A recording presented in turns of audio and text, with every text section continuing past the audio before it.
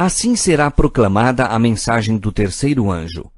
Ao chegar o tempo para que ela seja dada com o máximo poder, o Senhor operará por meio de humildes instrumentos, dirigindo a mente dos que se consagram ao seu serviço. Os obreiros serão antes qualificados pela unção de seu espírito do que pelo preparo das instituições de ensino.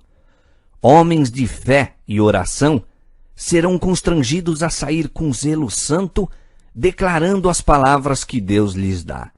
Os pecados de Babilônia serão patenteados.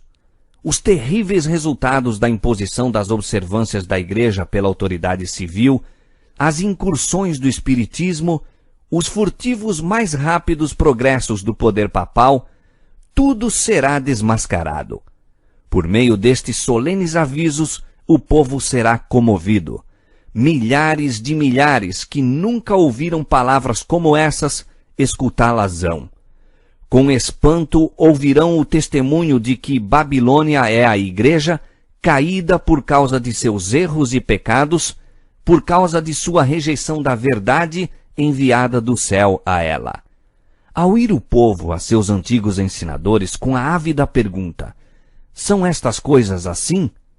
Os ministros apresentam fábulas, profetizam coisas agradáveis, para acalmar-lhes os temores e silenciar a consciência despertada.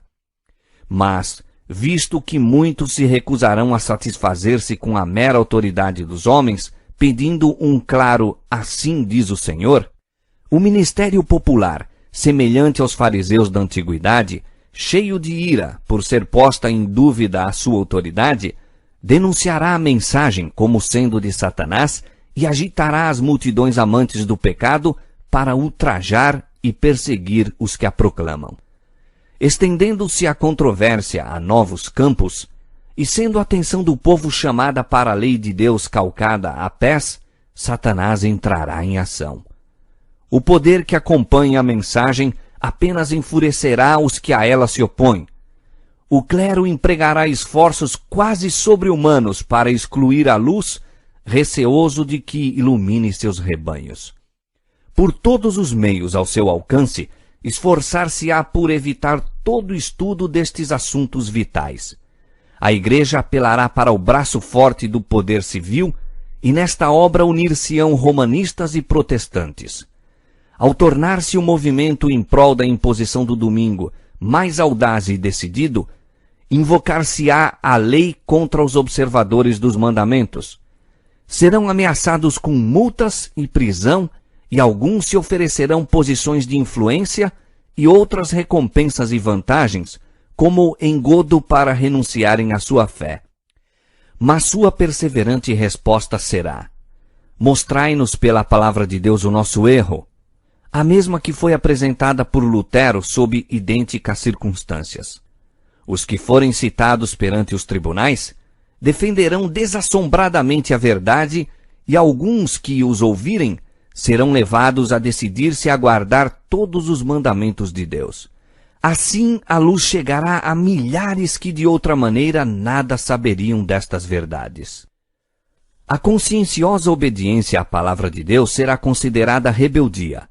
Cegado por Satanás, o pai exercerá aspereza e severidade para com o filho crente. O patrão ou a patroa oprimirá o empregado que observe os mandamentos. A afeição será alienada, filhos serão deserdados e expulsos do lar. Cumprir-se-ão literalmente as palavras de Paulo: todos os que piamente quiserem viver em Cristo Jesus padecerão perseguições. 2 Timóteo 3:12.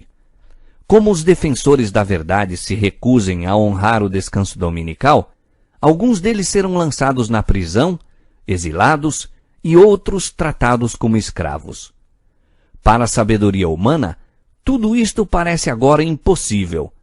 Mas, ao ser retirado dos homens o Espírito de Deus, o qual tem o poder de reprimi-los, e ao ficarem eles sob o governo de Satanás, que odeia os preceitos divinos, hão de acontecer coisas estranhas. Quando o temor e o amor de Deus são removidos, o coração pode tornar-se muito cruel. Ao aproximar-se a tempestade, Uma classe numerosa que tem professado fé na mensagem do terceiro anjo, mas não tem sido santificada pela obediência à verdade, abandona sua posição, passando para as fileiras do adversário. Unindo-se ao mundo e participando de seu espírito, chegaram a ver as coisas quase sob a mesma luz, e em vindo à prova, estão prontos a escolher o lado fácil, popular. Homens de talento e maneiras agradáveis, que se haviam já regozijado na verdade, empregam sua capacidade em enganar e transviar as almas. Tornam-se os piores inimigos de seus antigos irmãos.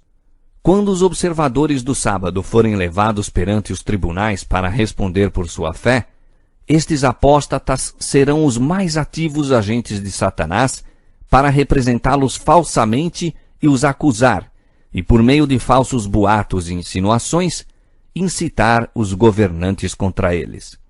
Neste tempo de perseguição, provar-se-á a fé dos servos do Senhor.